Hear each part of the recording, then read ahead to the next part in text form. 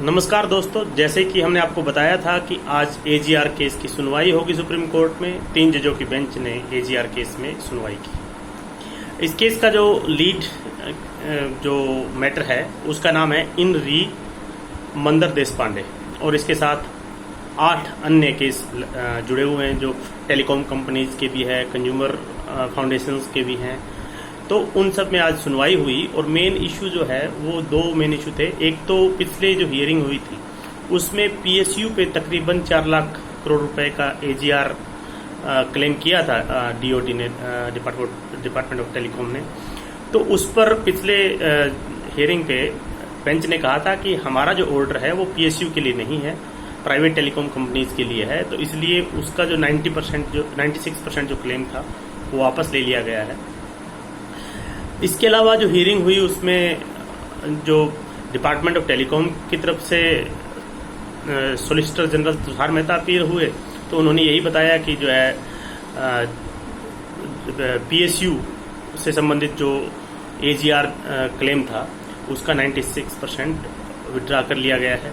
इसके अलावा भारतीय एयरटेल कंपनी की तरफ से एएम सिंह भी अपीयर हुए और उन्होंने बताया कि उन्होंने जो है भारतीय एक बड़ी कंपनी है, कई देशों में इसके ऑपरेशन है और इन्होंने 21,000 जो इनका एजीआर ड्यू है उसमें से 18,000 पे कर चुके हैं। और वो उनका यही था कि इसको एक 20 साल के स्ट्रेच पे कर दिया जाए ताकि कंपनी इजीली पे कर सके। इसी तरह मुकुल रोहतगी जो है वोडाफोन आइडिया की तरफ से अपीयर हुए और उनका ये कहना था कि कंपनी प्रॉफिट नहीं बना पा रही है पिछले 5 साल से और उनका जो है उनका टोटल एसेट और टोटल उनके ऊपर जो लायबिलिटी है उसके बारे में उन्होंने बताया। और उन्होंने कहा कि अगर 20 साल का समय दिया जाएगा तभी थोड़ा थोड़ा जो will earn and will pay, इस हिसाब से उन्होंने कहा कि हमारे पास कुछ नहीं है।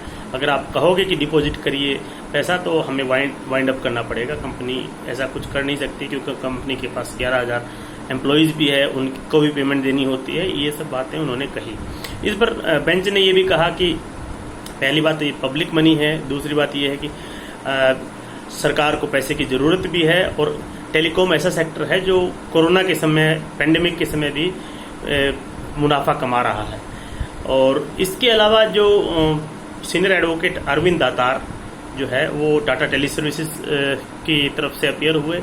उन्होंने भी अपने इश्यूज यही बताए कि कंपनी के पास पैसा ऐसे नहीं है और 20 साल के स्ट्रेच पर ही जो है कंपनी अगर स्टैगर्ड टाइम पीरियड होगा तो कंपनी दे पाएगी।